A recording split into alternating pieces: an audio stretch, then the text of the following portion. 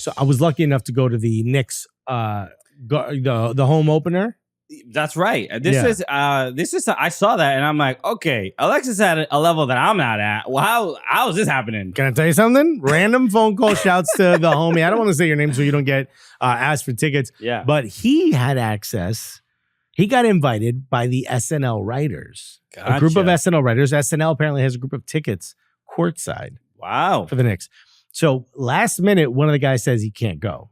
So the group says, does anyone know a Knicks fan that would come? So I told wifey, she was like, yo, do you want to go get dinner? I was like, you know what? My stomach's a little upset. I don't want to go out. I'm actually tired. I was like, I don't want to go out. It was kind of late.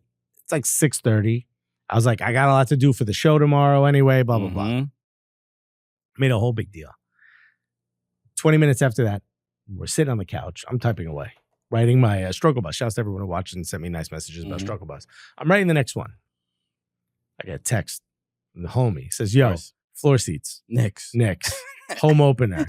And I said, when is this? Because I know it's tonight. And he goes, yo, it's now like 6:28. Yeah. It's at 7:30. Yeah. So I got to do the math real quick. And how am I going to lie to my wife in the correct manner? How can I get out of everything I said before? And now, mind you, I'm the one who's usually saying, like, let's go out to eat, right? And wifey's like, nah, it's too late, blah, blah. I'm the one who said that. I made a whole thing about it. My stomach was a little upset, blah, blah, blah. I just looked at wife. I go, hey, I just got text Knicks home opener, floor seats. I got to go. And she goes, oh, you do? And by the time she said that, I was already in the other room getting dressed. My stomach hurts so much. I will sit in my own feces at Madison Square Garden and watch these Knicks. I'm gonna tuck a little toilet paper in there and we'll be all right? Okay, they make adult diapers, babe. Bro, I'm not. They're in the bodega for a reason. Okay, you usually can't put them on in there, but it's for times like these. It's very important.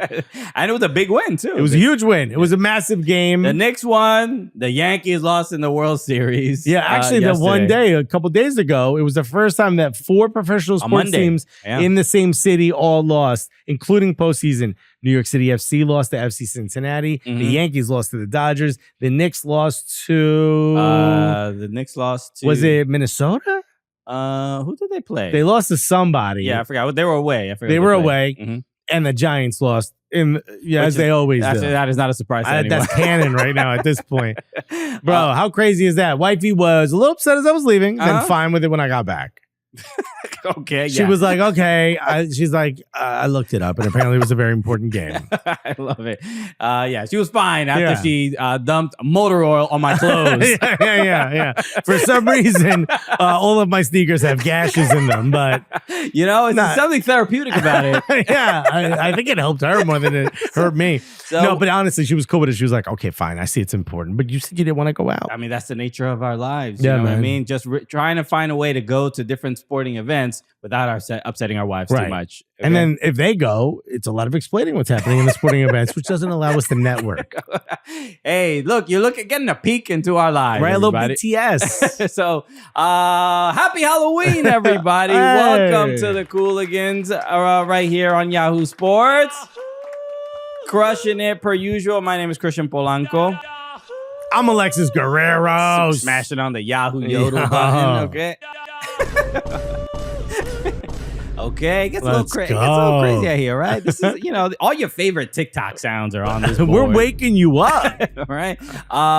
Excited about today. We have an incredible guest joining us in just a little bit. If you are a fan of bread making, bakeries, all right? And if you're not, what are you doing listening to this show? You're listening to the wrong show. How do you stumble upon this? Right. You should have your wife listen to this, and then she could, in real time, give you all the reasons why not to eat bread. Every time our guest says something. It's in moderation. You got to talk about bread like you talk about alcohol a little bit. This is why I love moderation, because it means different things to different people. You know what I mean? Bread is, it turns to carbs, turn carbs into sugar, the whole thing. You got to be careful with it. Anyway. So should I just spoon sugar into my mouth as opposed to have a slice of bread? So we're going to be joined by Bryan. That was a real question. Bryan Ford. I got my wife on the phone. We're going to be joined by Bryan Ford. He has a new book coming out called Pani Dulce. Yeah. Bryan Ford, as in the car. Exactly. And by the way, this guy's got his coaching, his D license, bro. So he's an incredible footballer and also is an incredible baker as well. Bro. So we'll talk to him about everything in footy and bread. So if you are a person where the Venn diagram, these are two things that you enjoy, this is the perfect interview for you. So let's start today with the MLS Cup playoffs, which are happening right now. There's the matches since Monday. New York City FC played against FC Cincinnati, lost 1-0. Yeah. Bro, why didn't Maxi start? It's a choice. Yeah, I don't know. It's a playoff game, bro. It's the goal that was given up, just a bad giveaway from Santi. Yeah, but they were FC Cincinnati were on top of New York City FC. They were, but still, Orellano looked like, is this Messi in a different shirt? Luca Orellano won goal of the year for the midfield goal that he scored against Montreal. But the a bad giveaway from Santi, which led to a lot of confusion, and then giving up the goal to Assad, Yamil Assad. And then not too much of a shock there, but obviously the game 2 at Citi Field on Saturday should be interesting, and also be on the lookout because you might see your boys maybe on the field doing a couple things. Heads or tails, maybe you'll see us. So be on the lookout, especially at the beginning of game 2 against NYCFC against FC Cincinnati. Seattle, Houston. Kind of a bit of a snoozer. A red card to Coco Carrasquilla, which sort of changed. That changes everything for Houston. The CONCACAF Player of the Year, which is kind of crazy. Kind of wild too. Yeah, he is a great player though, without a doubt. I think kind of overlooked a little bit because he plays in Houston. CONCACAF Player of the Year. you don't. Oh, meaning you don't think he should be the CONCACAF Player of the Year? I get it. Yes. Pulisic. Alexis with the bold statement. Pulisic. I want to the game itself. You figure you get to pens. It is what it is, but it brings up again the conversation that a lot it goes straight to pens, so there's no extra time. But it brings up the conversation of like, is this the right format for this first round? Because the players are now talking about it a little bit more. Aaron Long had comments. So did Stephen Fry. Stephen Fry put out the old dudes are saying they don't like extra games. Crazy. Crazy. Stephen Fry was making the comment that basically, like, if you play, you could beat your opponent 5-0 in the first game and then lose on penalties in the next 2, and you're out. And that doesn't feel right. And that Aaron Long was making the point that he thinks it should go back. If it's going to be multiple games, it should go to home and away, home and home. So that. And go back to aggregate again. So every play is meaningful. Every goal is meaningful. It's just a little bit more on the line than if you're losing 5-0, you're not really going to try.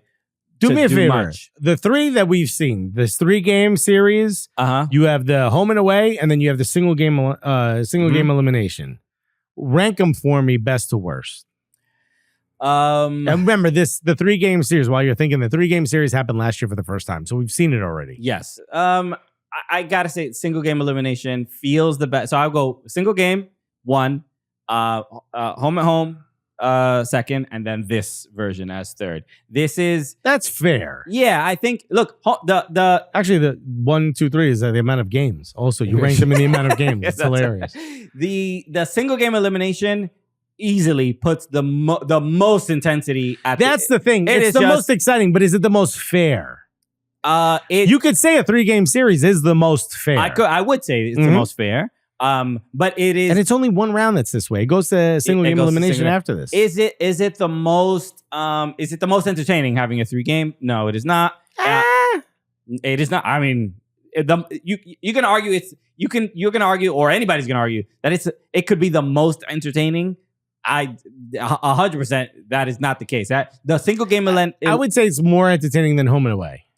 I completely disagree. I think because then people can park the bus. You can't do that in this. Sure. And that's why that 5-0, the counter argument to that is like, because it's not aggregate, you can't just park the bus. Correct. You have to win every game, or the first 2. You have to win 2 of the 3. Yes. The single game elimination, or at least the home and away, to me, it offers that second game is more exciting than any of the than the first two of the best of three. Like if one team wins and then the other team wins, those games to me are less entertaining than that second game of that, because the aggregate score, and it's like I find myself paying attention to, okay, we need these many goals, away goals, and whatever. And even though it can be a little convoluted, and maybe for the layman or not, maybe new soccer fan, it might be a bit much. But to me, it offers a fair amount of excitement because you see the intensity when a team is trying to at least tie it up to go to extra time. Well, I think you're also you hit on why I think MLS is doing this, because if you're going to bring Messi in, you're going to get all of a sudden a bunch of fans that don't know anything about soccer suddenly watching because they're like, "Wow, I heard this is the greatest player in the world. I got to watch," right? Yeah. So now all of a sudden, how do you make the sport more palatable to someone who doesn't already know the rules that are happening in Europe and everywhere else? 3-game series. It's very easy to understand for an American. Yeah. It's a so that's why you do it. From a and business, you get more matches. From a business perspective, Apple TV is like, just get them all down the field, running around. Let them run themselves out. A little bit more. Yeah. So why don't we hush up on the too many games? All right, Roderick? Okay, you're being a little loud right now. Damn, man, you're using your outside voice inside here. What do you mean overworked? No. Anyway, so look, these conversations are going to continue throughout that first round, but that's what the players are making their voice heard about it. Columbus loses at home to New York Rebels. To Rebels, the Rebels get that one goal, and they're like, "All right, lock it up. We don't need any." All right, folks. Great seeing you all. I don't know if you saw Lewis Morgan had that 1v1 with the keeper, had a great opportunity to ice the game, and decided to run it past and go way too far. So he was furious at himself when he didn't score that goal. I think the fans were also. But a big win. I think a lot of people did not expect that. And then RSL at Minnesota going to Penn. It's just another one. The 0-0 going to Pens. I'm just looking at the scoreline right now. I'm like, it doesn't even, it feels gross. I'm like, this shouldn't be. I don't agree. It doesn't feel right. Because the Leagues Cup, when games in Leagues Cup went to Pens. You're going to use that as the standard bearer? I'm just saying that those. The competition everybody loves? Because those felt like, okay, this is the right, let's just end this game. Yeah. No, everybody has whatever feelings about this tournament, whatever. But an MLS playoff game, just going to Pens, it doesn't. It's just this round, though. Yeah, it is. But it just doesn't offer the same that I'm kind of looking for. I'm excited for the second legs. It's not legs. The second match day. Yeah. So I haven't figured out how to talk about this yet.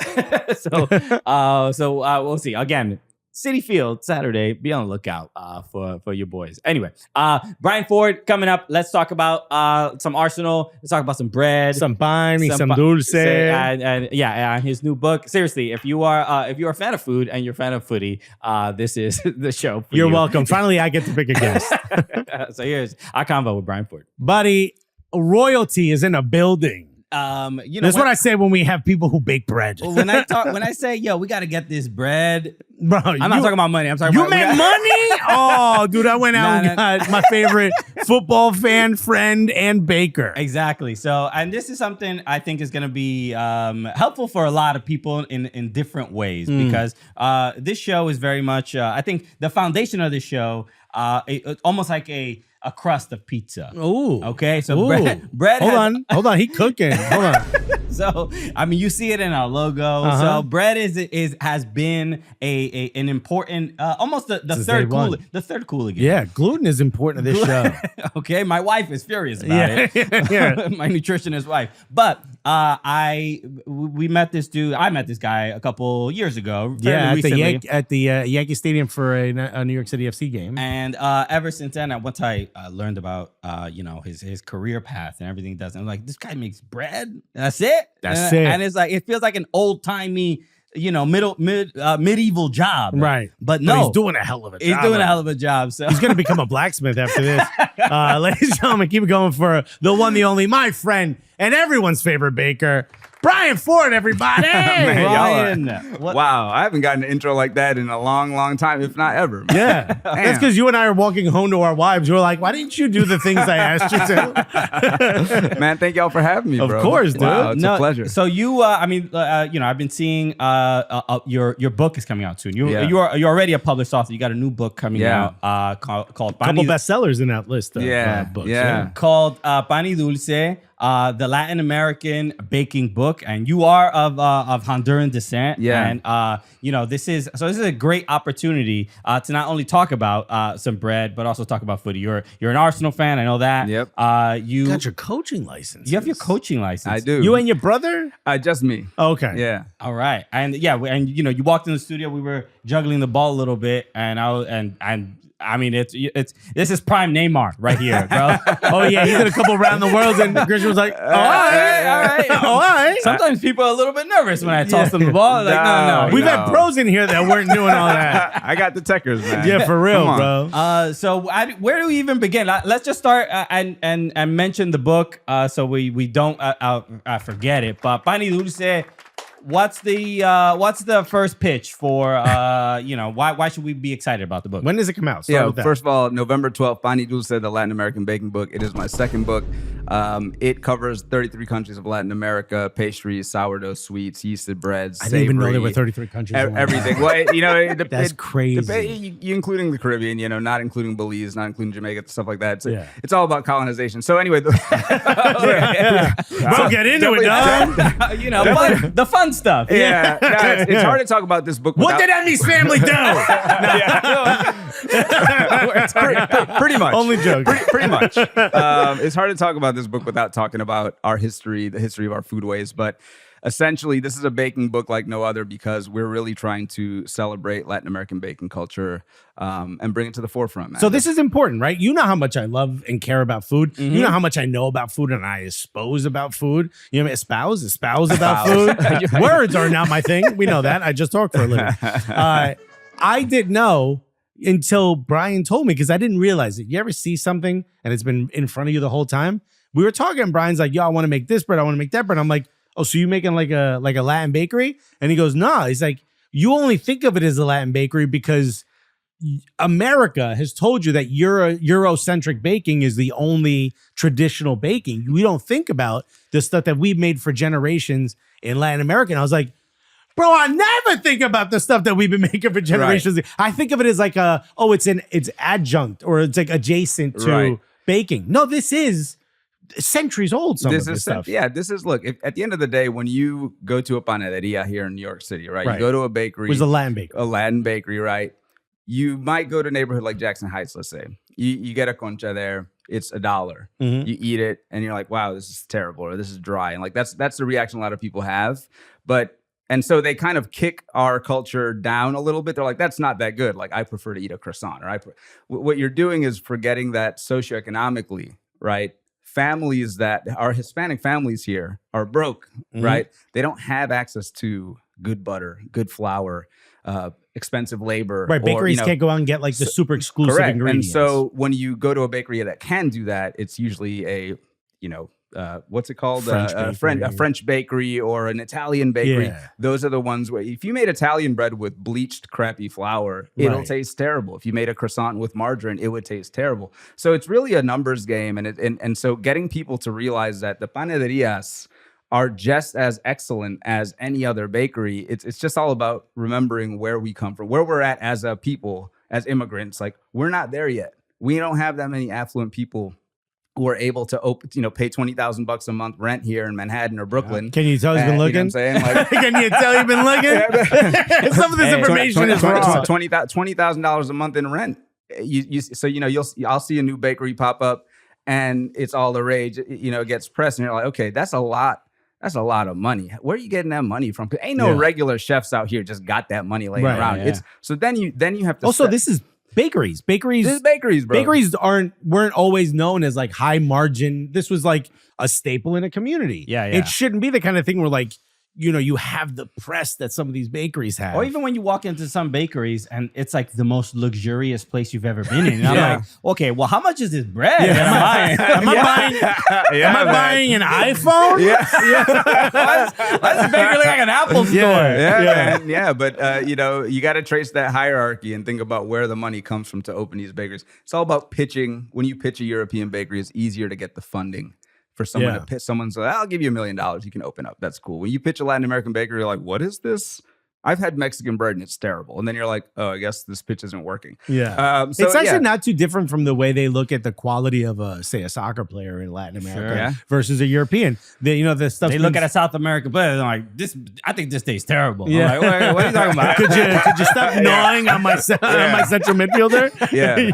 No, I mean, it is. It's true. But like, even the Copa America versus the Euro, I mean, like the Euro is like so perfectly manicured. Yeah. It was very boring this time around, but Copa America, it's like a knife fight. You see the memes, like you've seen the memes, and it truly is. But like, if I was a recruiter, I'd be like, I want those dudes. I want them dudes who are putting it all on the line, not passing sideways for. Who is it? There was a video I just saw of Quaresma when someone threw a switchblade onto the pitch. Oh my god! And he picked it up and it was open, and the ref was like, "Whoa!" And he goes. And he closed it and hands it back to him. And I was like, oh boy. Charisma. Let's just say the academy wasn't the only place he learned a few things, huh? But I just want to say one thing. But if you're listening to this and you're like, whoa, wait, hold on. What is this book? It is a delicious book. You can bake a lot of delicious things in this book. So, there is some historical context, but at the end of the day, there's 150 recipes in there. Breads, pastries, savory bakes. Hey, yo, flex on your neighbors, bro. They don't eat this bread. They won't know. They'll be like, yo, where'd you learn how to make a media luna? Yeah, man. Make you a golfeado, man. You'll change somebody's life. Absolutely, as bro. Someone who By the way, Barnes & Noble, one of the best books of 2024. Let's go. Yeah, that was a big one. As someone who has never made bread before, if I get the book, how quickly is the learning process to... Well, what'll be faster, Christian becoming a baker at your level or me becoming a footballer at your level? That is a trick question because I'm not trying to offend anybody. No, go for it. Obviously, it's Christian being a better baker. That's why I asked that way. I've never seen you touch a ball. That's for a reason. I've never seen how you get down. So I think at this stage, you've seen him kill some bread, though. Yo, no, big I think you become a pretty good baker. There's yeasted breads in here that you can learn in 3 hours, like how to make something from start to finish. Yeah, because I love watching. In 3 hours, you still be tying your shoe. 100%. You still be tying up your boots. I'd be actually on the phone with my wife, like, I don't know, it hurts from my knee to my back. What did I do?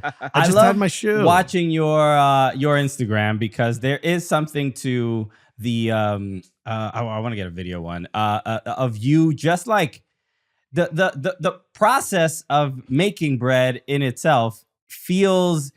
It seems very therapeutic to you. There's an emotional bond, and whether it's historical, whether it's cultural, while you're doing this, I'm just like, man, I don't know anybody that cares more about bread than therapy. This man. He is in his element. Yeah. I mean, you guys know, being in the media, it's like behind the scenes, it becomes a job. It becomes something you have to kind of. There's a lot that goes into this production of making books and shows. So, I think what I've been craving is that community-based baking, which I would love to have a little bakery somewhere in a little village where I'm just baking 100 loaves and people are coming to pick them up. Like that feeling that's my ultimate goal, to get that feeling. Right now, it's about trying to reach as many people as I can to educate and teach the type of baking I enjoy. But yeah, I mean, it's become, this book took 4 or 5 years, to kind of go from conceptualization to print, and there's a lot that goes in, the photo shoot, the traveling, the testing, the copy edits, all the errors, and it's therapeutic is not the word that describes the reality of the process, is what I'm saying. But the baking part, getting your hands on some dough. Anytime I have a chance to shape some loaves and actually pull things out the oven, those moments are priceless. Shape some loaves. Oh, I'm gonna use that. I don't know how, but I'm like, I need to go shape some. We gotta shape some loaves, bro. We gotta make some Nix to bagels or something. Let's go. These Nix to bagels are popping, by the way. I gotta swing by the crib. You got to. Let's tell the story of how you and I met. We were introduced by a mutual friend. A friend of mine, shouts to Sirhan, if you're watching or listening. He goes, yo, I know this guy. He bakes a bunch of bread. He makes pizzas in his backyard. He's in Queens. He's also a massive Arsenal fan. Do you want to know him? And I said, quick texting. Yeah. Send me a name and address. I'm swiping right very quickly. Yeah, man. Tell him I'm down. DTF, down to food. We randomly just started texting about Arsenal, bro. Yeah, and there was a match coming up on like a Saturday, and I was doing some pizza with Sirhan the other day, and I had some dough in the fridge that I knew it was fire. I was like, yo, pull up. I'll throw something in the oven. This man texts me, come to my crib, we'll watch Arsenal, and I'll bake you some pizzas. Yeah, bro, all you heard was tires screeching. I was like, I said to my wife, I said, I don't know if I'm coming back. You told your wife, I think I might have found a new partner. Yo. Because you do not talk to me like this. Why don't you talk to me like this? So I pulled up, I said, I don't show up places empty-handed. I hate that. So I went and got Taylor ham, which was like this. Remember that. It's like this ultra-processed ham that's famous in New Jersey. And I said, bro, I know a place near me that has it. They only put it in sandwiches. So I said, yo, let me get like a couple slices of tail ham. And they're like, on a roll? And I go, no, by itself. And they were like, I don't know how to charge that. I'm like, get your manager. I got to get to this guy's house. So I pull up. We made a bunch of pizzas. You got to try Taylor ham for the first time. Yeah. And we just ate a bunch of pizzas that he made in his uni. Shouts to Uni. And we watched Arsenal. And I was like, from that point on, I'm like, yo, we're homies. Yeah. Like, I knew it was friends. Immediately. Yeah, 100%. That was really dope, man. And like, you know, when I feeding people, especially for the first, like when I meet you for the first time and I'm feeding you, I feel like that's the ultimate way I'll know if we'll bond because somebody feeding me is the way that I know we'll bond. Here's the thing. We're talking about, I knew a little bit about you and you know, at the time, Saran was like, yeah, he's like, you know, he's like, he knows food. He loves pizza, you know. So I figured, you know, you're from this area and you probably have strong opinions about like pizza and sauce. But what are your thoughts on that, Christian? I open my fridge and I grab like just some jarred sauce. He did pull up with some bodega red sauce. And then I opened up some bag of like Kraft shredded cheese. And when you accepted that in your heart, I was like, oh, he's real. Because that's not a reflection of my expertise. That's just what I got in my fridge. He's like, yo, this is... like, I was like, yo, like, I'm going to make some... didn't it put a fried egg on it or something? Yeah, we ended up putting a fried egg on one. We just threw stuff on the dough and we crushed it and watched the game. We were having a good time. Yeah, I was like, this But he did pull out a ragu. It was a ragu jar? It was a ragu adjacent. Yeah, it was a ragu adjacent. It was like Food Wishes version. Like Kirkland's signature or something like that. I was like, I know this dude ain't... Yes, but then he pulled out the dough, and the dough was like, as soon as he opened it, actually, I could smell the fermentation, and I'm like, okay, we're back in. And there's look, and I pulled up this photo because there's something. This is like we need to blur this in some states.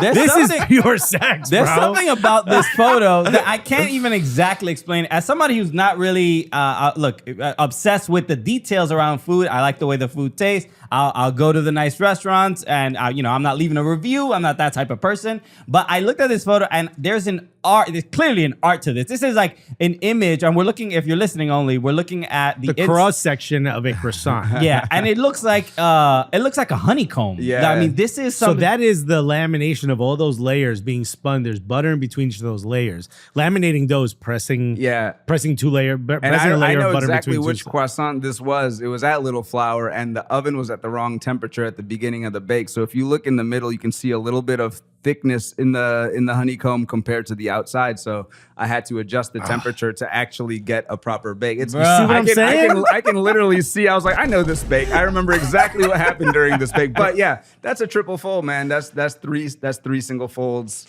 48 hours. You know what I'm saying? Fridge proof, then oven. How much of that did you understand? I mean, I heard fridge. That's like when my wife hears me say they're doing a 3-4-3. And she's like, sure, yeah. Sure, whatever. Alexis, keep yelling at the billionaires playing soccer. It sounds like I'm listening to Pep at a halftime talk. Yeah. Pretty much. But that's when people say like, how do you know so much about pizza? I'm like, if you've ever met people who actually work with bread for a living, they can literally look at something and know everything about it. That was magical. So we're looking at Instagram. This is my favorite type of croissant, by the way. Go through all 10 of these. A little extra crispy on the bottom. That is my favorite type of croissant. This is a pop-up I did in Prospect Lefferts Gardens where I was doing some rustic sourdough breads, whole grain with regionally milled flour.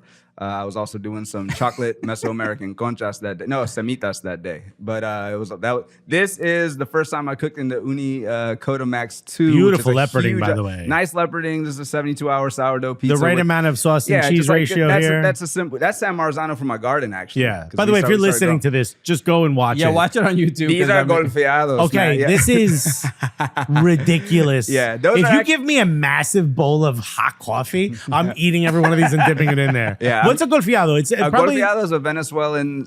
I call it a sweet and sticky bun. It's like salty and sweet. It's got piloncillo syrup, which is it's piloncillo is like those blocks, those brown blocks. It's of sugar. It's almost like a caramelized demerara sugar like that. Correct. It's unrefined cane sugar that's pressed into molds. They used to do that to transport it more easily back in the day, but it kind of sucked. And it's cheap. It's delicious, and it's got fresh cheese and cotija cheese on top. It's also laminated. Those are phenomenal. Those are the number one. If you got Pani Dulce, the book, make the golfeados. Or trust me when I tell you, just go buy this book and make this.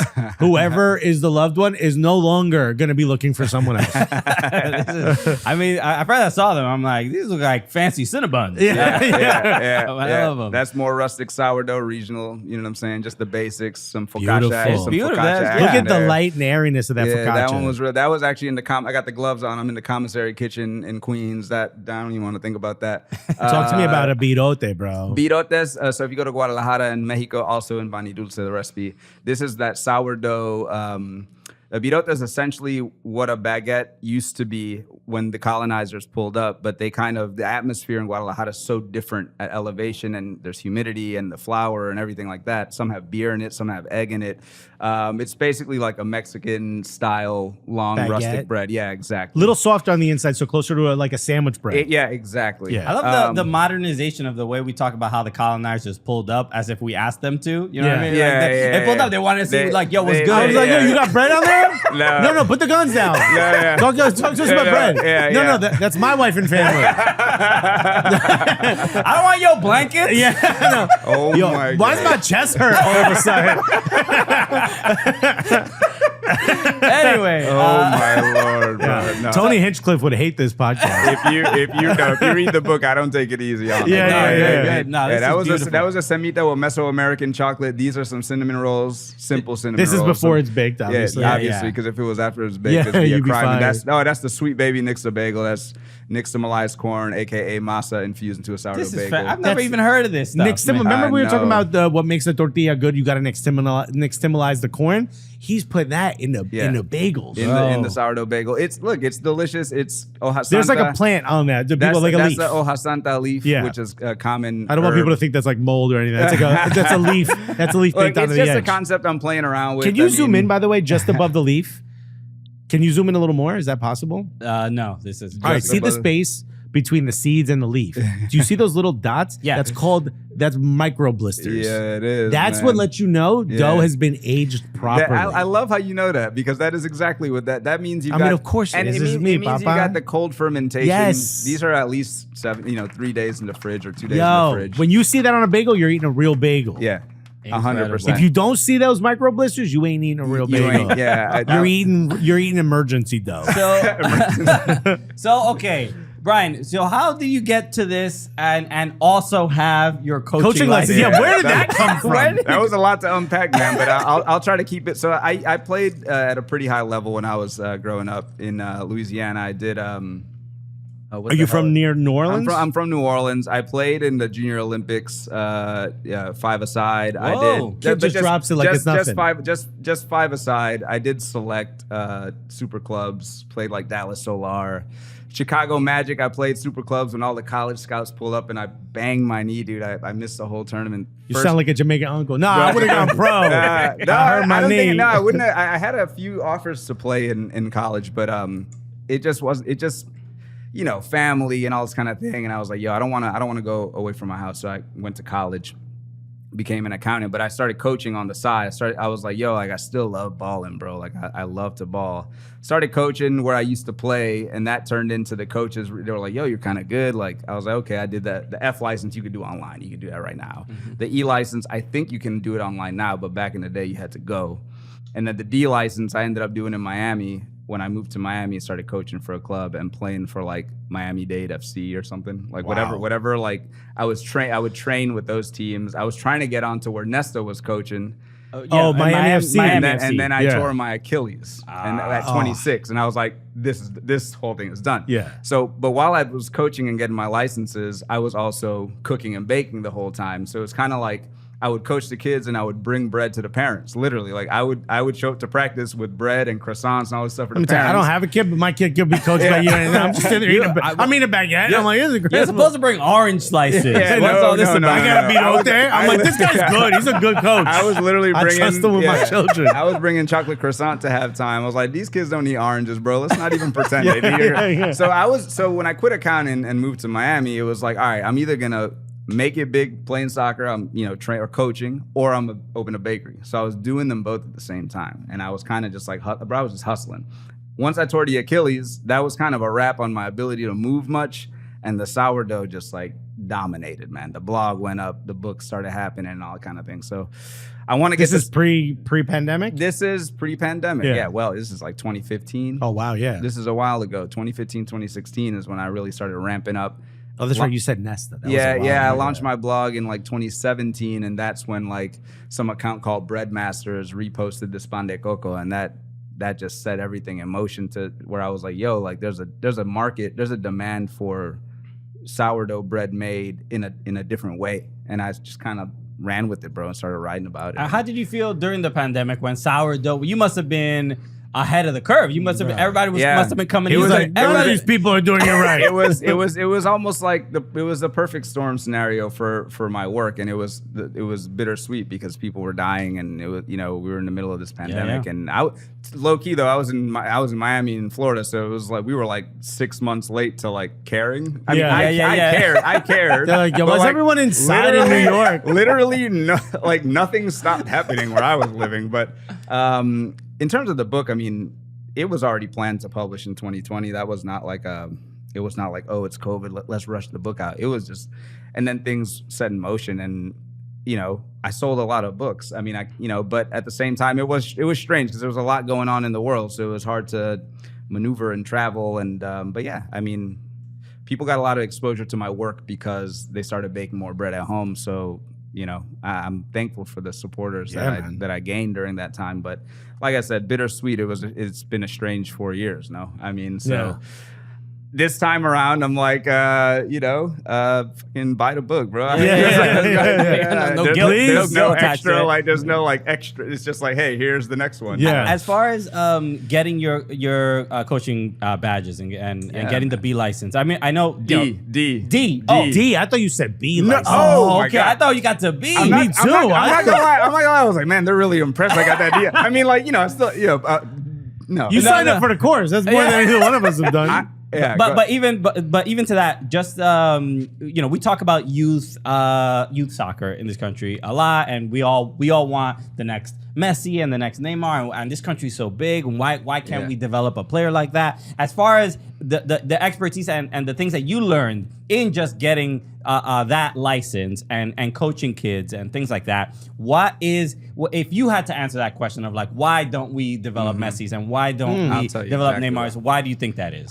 First of all, I'm sure you guys have answers to this too. I'll give you my like triple threat answer to this. Obviously, the collegiate system is a disaster. I think that's a disaster because you're 21 years old when you get out of it, which I think is it's just too late to not be in a pro team yet. But the biggest thing is there's too many Pep Guardiolas that are parents to 7-year-olds. And it's a pay to play. All right, so I was very, very good at soccer, right?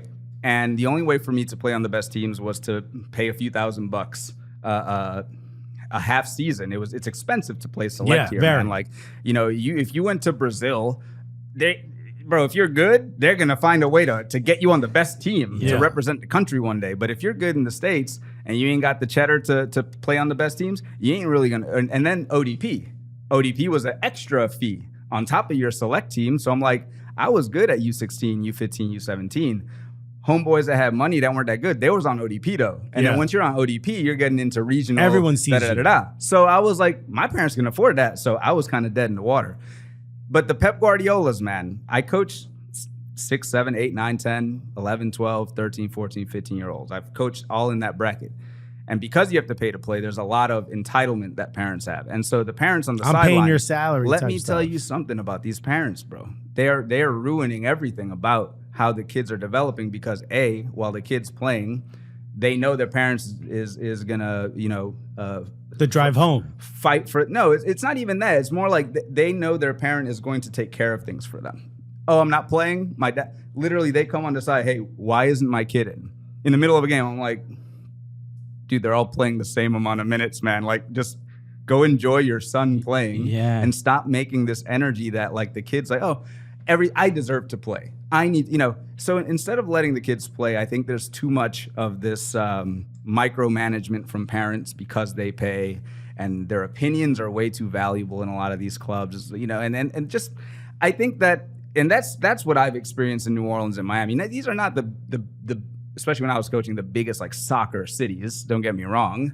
I know places in Texas and California and New York have different infrastructure and different setups with how youth are. But I think kids just need to play until they're about 12, 13. I mean, you don't need to teach tactics to a 7, 8, 9, 10-year-old man. You really just literally need to let them have fun. Right. Let them play. Just let them. You don't need to teach them how to play out the back. That's what we were doing in the D license. I think is for 10, 11, 12s, and we're doing everything has to go out the back when you're doing the exam to get the license. I'm like, that's fine. Okay, cool.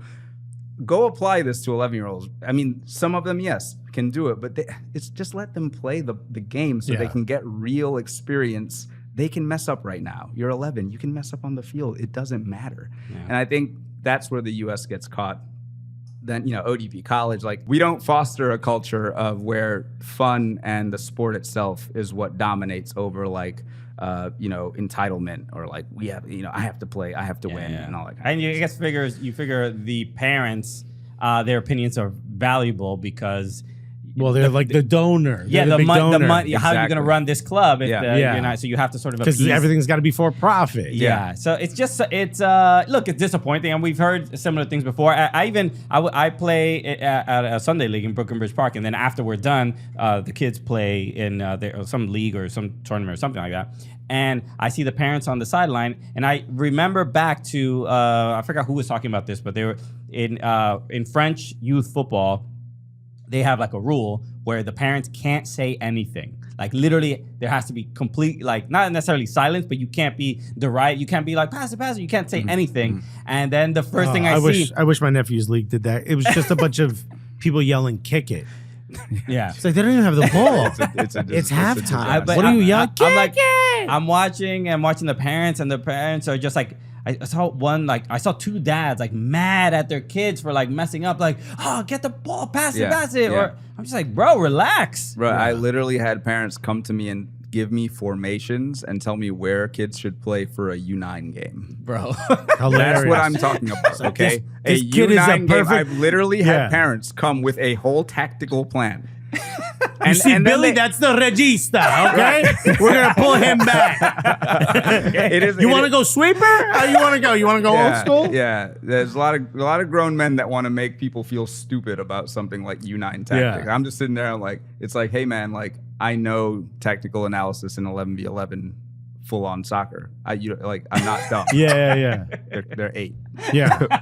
They're 8. The most important thing at that age is to like not have that cloud of kids following the ball. That's the most important thing. The cloud of kids happens regardless until you get to like 11, 12. Elite 10s can definitely, spatial awareness happen. So I started a master's program at FIU, Florida International. Okay, all right. I've never felt less accomplished.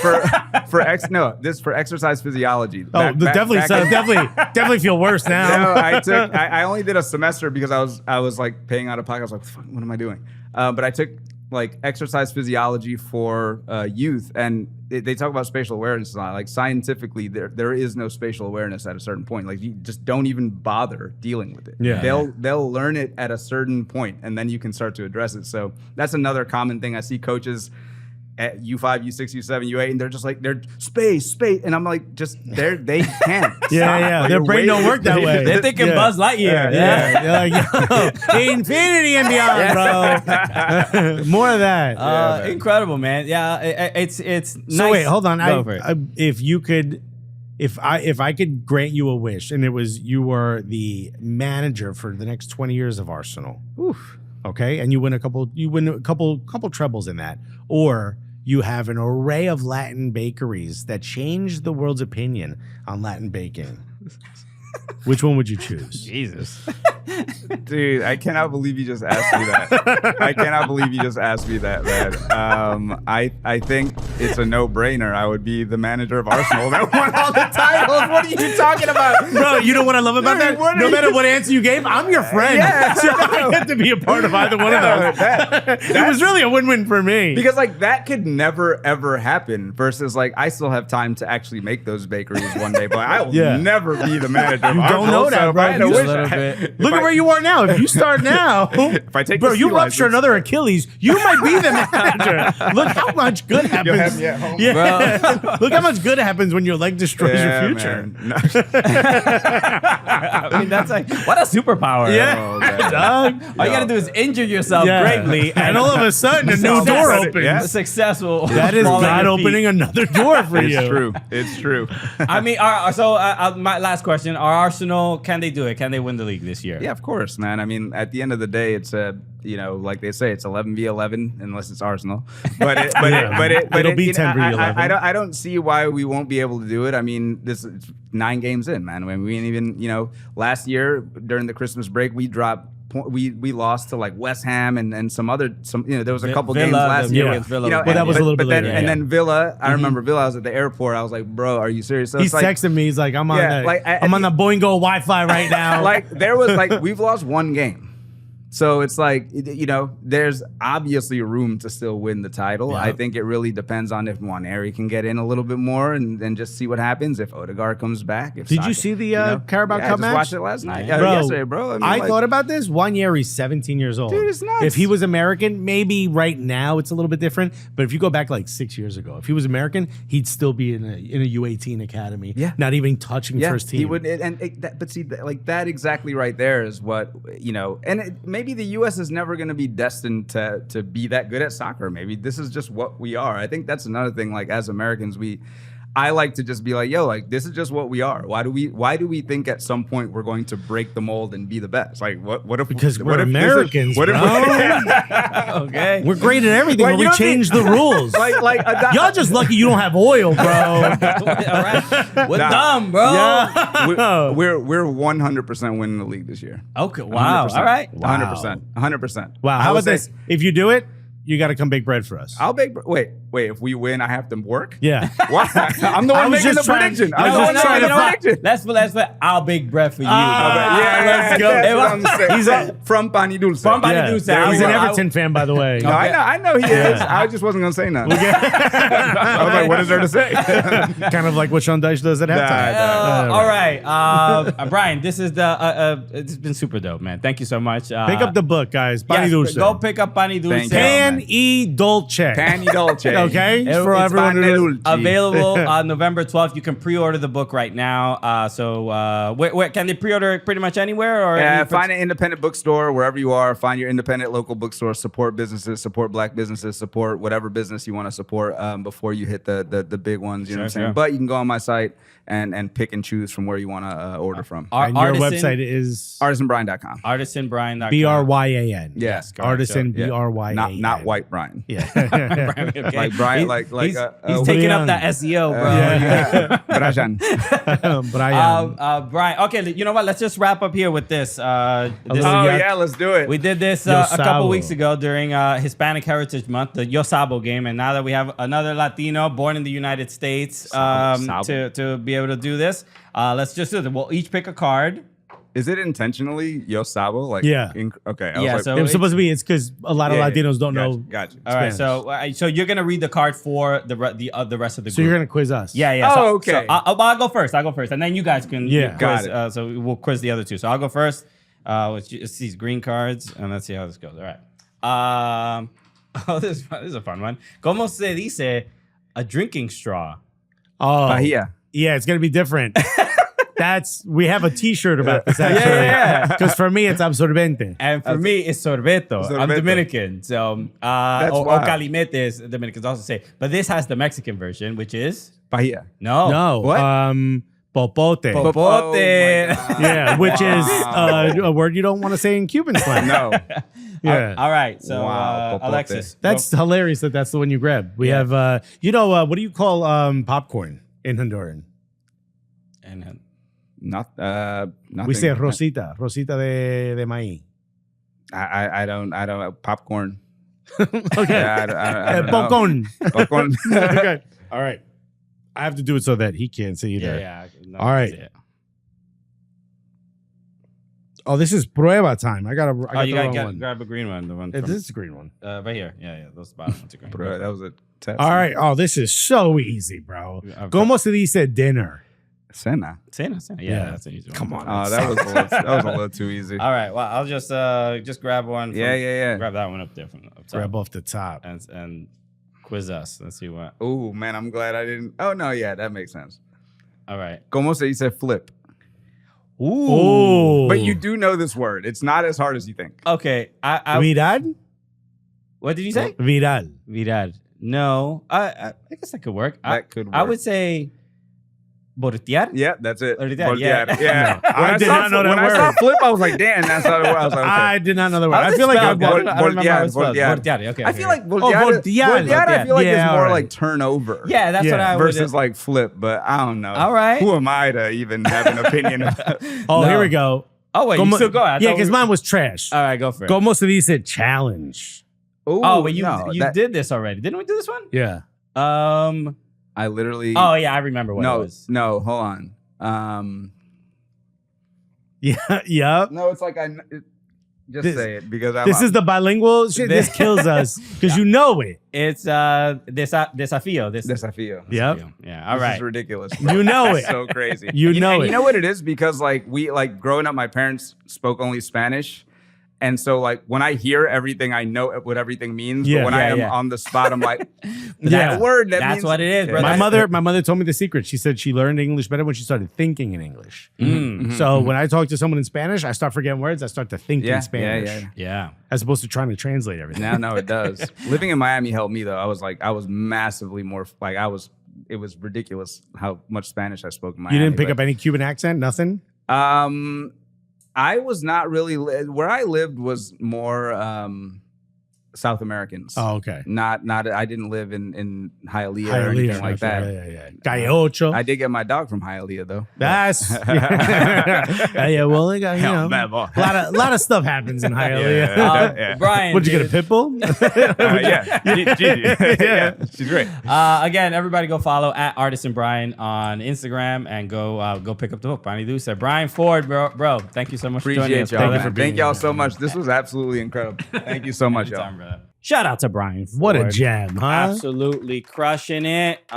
Just I learned a lot, and I'm gonna get the book. We're getting at the book. Yeah. And I'm gonna try this out. I'm gonna try. You to know make- what? I think we should bake for each other and bring it in. That's right. And then And we then have whoever's here, we- Carter, Emmy. we have, and you and I have to cross, interlock hands and feed each other the bread. So all right, well we got a nice. Baby, come to me, playing in the background. Okay, we're gonna do this with bread, not wine. Anyway. Yeah. Anyway. So shout Why out to Bryan. is the studio covered in white silk? go pre-order the book or go pick it up if you're listening to this a little later. But November 12th, Pani do say go check it out. All right, a couple of things before we wrap up. U.S. Women's National Team international break. They played a couple matches. 2 matches against Iceland, 1 against Argentina. Exactly, and Argentina kind of known to be a just underfunded, outfit. Yeah, The women don't get nearly as much support as the men's It's side. kind of wild how Yeah. sort of behind they are with when it's like the men's team is winning World Cups and Yeah. the women's team, they're like, we got a women's team. Yeah. They're not. Like, can we borrow the bus to get to this game? But so obviously you're expecting the U.S. to dominate in this game, but I didn't expect them to dominate in this way because Naomi Girma getting her first goal. Was she Defensive Player of the Year? If not, she should be. She should be. She's basically the women's game, like William Saliba. Pretty young, much. She's stout defender, not calm, placid. Exactly. And dominant. We saw her at the Olympics. Super dominant. But gets her first goal for the U.S. First two, no? That's what I'm saying. One would have been perfectly fine. What you doing up there, girl? There was a lot of like I'm not familiar with your game.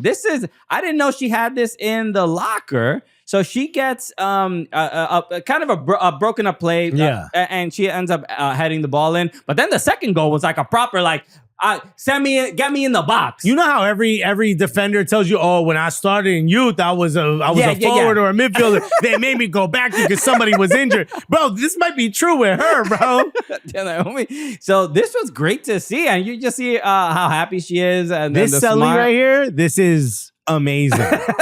What a gem of a human being. This is so adorable. She's just, I'm not even supposed to be here today. One of those. And for her to get the 2 goals is, you saw on Instagram as well, all her teammates on the national team were tagging her, posting about it. Everyone was just so happy for her, because it's like sort of. It seems like the kind of person you want to be excited for. Yeah, because this is something throughout the U.S. Women's National Team history that we sort of accept that some players are just really never going to get an opportunity to score because that is not what they're asked to do. Right. But it's like Ali Krieger, I think, has maybe 2-3 goals in her career. Probably on corners. When Becky Sauerbrunn scored. Lose their mind.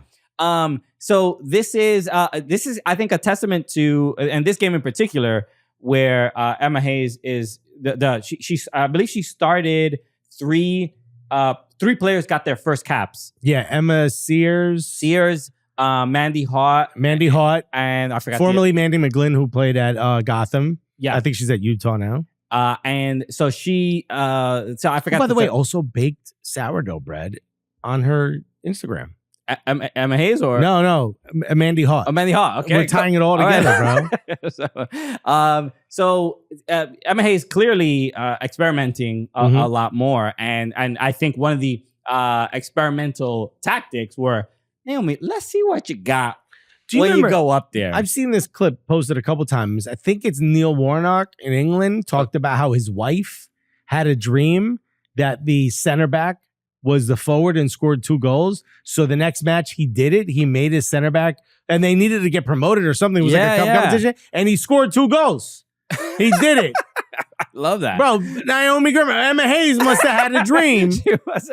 She had a vision. Or Neil Warnock's wife called her and said, yo, it's worked in the past. So great to see. And it looked like this window, even though in one of the games against Iceland, the U.S. were down, but they ended up 1-0, but they ended up figuring everything out. So great to see. So shout out to Naomi Girma.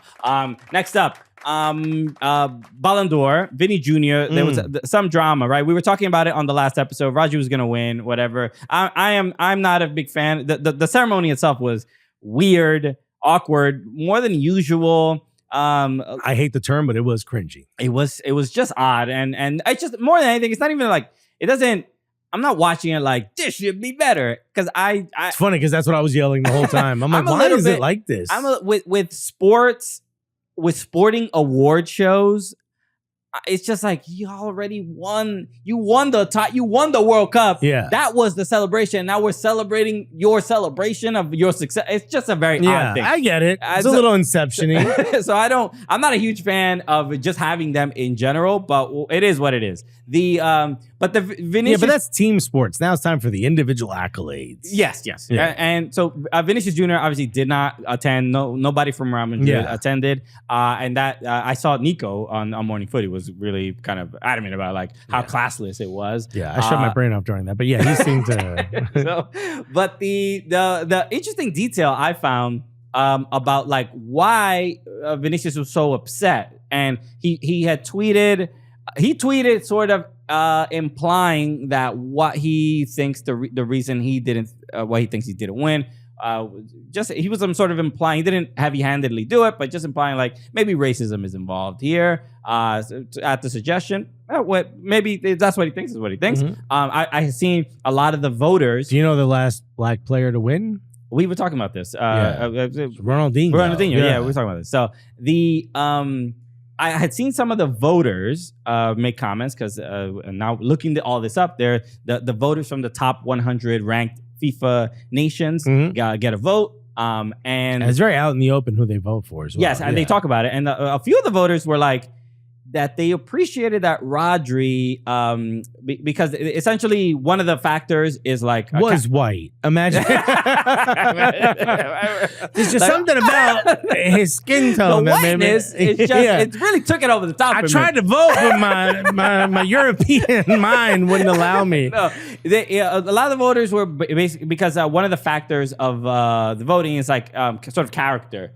And they appreciated Rodri's character. And one of the voters said that he doesn't have social media and that he just sort of carries himself. It's got nothing to do with how you are on the pitch, though. It does, but you got no social media. It is one of the factors of how they choose who they think would get the Ballon d'Or. Just like who they are as a person, so I understand it. And when it comes to not having social media at all versus a guy who maybe is vocal or maybe even an activist or defending himself over racist attacks and stuff like that. I'm like, it's a weird thing to sort of bring up versus not having social media as like a.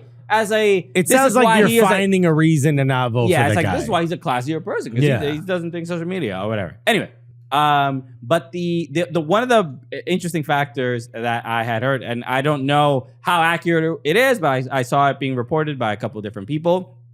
But I had seen this tweet that got viral, and this is from Luis Mazariegos, who is a journalist. I've heard about this as well, by the way. Yeah, and it says Nike had specially designed Vinicius Ballon d'Or boots to unveil today in an event in Madrid. Real Madrid TV had 5 hours of programming to air about his win. Vini himself was going to have a party and hand out Rolexes. He was telling Gavi of Barcelona, I assume, right? To watch him collect the award on Monday. He was telling him, he's like, "You're winning today. I'm winning the award on Monday." Yeah, dude. So this is. But Nike wouldn't do this thinking, "Oh, maybe he went." You've been told you're winning. Yeah, because we saw the reports that a month ago that Vinicius was told that he was going to win. So I don't know by whom. But that's why, so that definitely set something in your mind. Roger said, stop the count. So I don't know why he was told that, who told him that, when it's clearly, it is a democratic process. People are voting.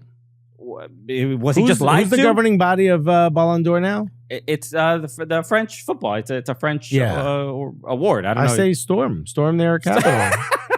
Okay, yeah, we've seen how that worked out in the past. So. I think that seems like a very reasonable thing. I don't know what you're talking about. Just storm the Ballon d'Or offices. Come on, Real Madrid fans. It's ridiculous. The